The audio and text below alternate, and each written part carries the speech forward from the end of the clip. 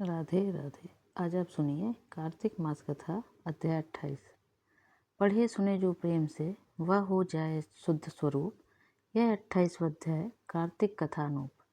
धर्मदत्त ने पूछा, मैंने सुना है कि जय और विजय भी भगवान विष्णु के द्वारपाल हैं।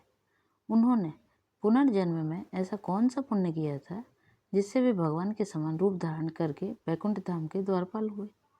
दोनों पार्षदों ने कहा, ब्राह्मण, पूर्व काल में तृणबिंदु की कन्या देवहूति के गर्भ से महर्षि कर्दम की दृष्टि मात्र से 2 पुत्र उत्पन्न हुए।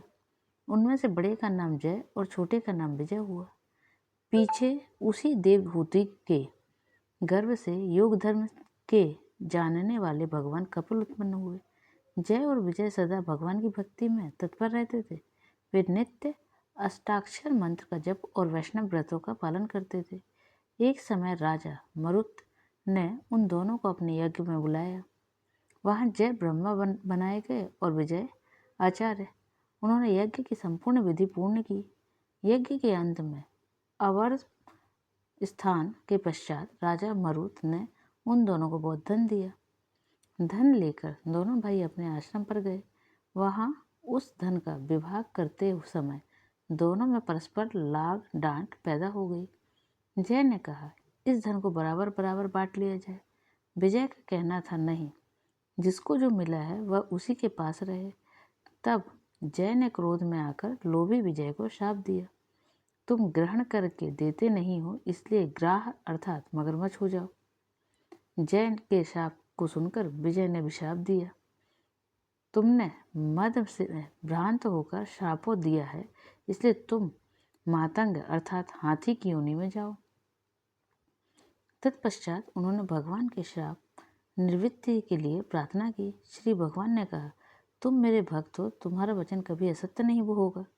तुम दोनों अपने ही दिए हुए इन शापों को भोगकर फिर से मेरे धाम को प्राप्त होगे। ऐसा कहकर भगवान विष्णु अंतर्ध्यान हो गए। तदंतर वे दोनों गंडक नदी के तट पर ग्राह और गज हो गए। उस योनि में भी उन्हें पुनर्जन्म का स्मरण बना रहा और वे भगवान विष्णु के व्रत में तत्पर रहे। किसी समय वह गजराज कार्तिक मास में स्नान के लिए गंडक नदी में गया तो उस समय ग्राह ने शाप के हेतु को स्मरण करते हुए उस गज को पकड़ लिया। ग्राह से पकड़े जाने पर गजराज ने भगवान रमानाथ का स्मरण किया। तभी भगवान विष्णु शंख चक्र और गदा धारण किए वहां प्रकट हो गए। उन्होंने चक्र चलाकर ग्राह और गजराज का उद्धार किया और उन्होंने अपने ही जैसा रूप देकर वैकुंठ धाम को ले गए। तब से वह स्थान हरिक्षेत्र के नाम से प्रसिद्ध है। वे ही दोनों विश्व विख्यात जय और विजय हैं, जो भगवान विष्णु के द्वारपाल हुए हैं। धर्मदत्त, तुम भी ईर्ष्या और द्वेष का त्याग करके सदैव भगवान विष्णु के व्रत में स्थिर रहो।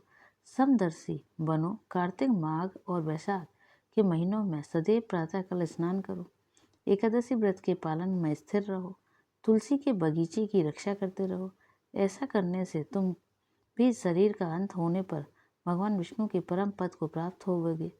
भगवान विष्णु को संतुष्ट करने वाले तुम्हारे इस व्रत से बढ़कर ना यज्ञ है, ना दान है और ना ही तीर्थ। विप्रवर, तुम धन्य हो जिसके व्रत के आगे भाग का फल पाकर यह स्त्री हमारे द्वारा वैकुंठ धाम में ले जाई जा रही है। नारद जी बोले, हे राजन, धर्मदत्त को इस प्रकार उपदेश देकर वे दोनों विमानचारी पार्षद उस कलहा के साथ वैकुंठ धाम को चले गए। धर्मदत्त जीवन भर भगवान के व्रत में स्थिर रहे और देहावसान के बाद उन्होंने अपनी दोनों स्त्रियों के साथ वैकुंठ धाम प्राप्त कर लिया। इस प्राचीन इतिहास को जो सुनता है और सुनाता है वह जगत गुरु भगवान की कृपा से उनका सानिध्य प्राप्त करने वाली उत्तम गति को प्राप्त करता है। यह था 28वां अध्याय।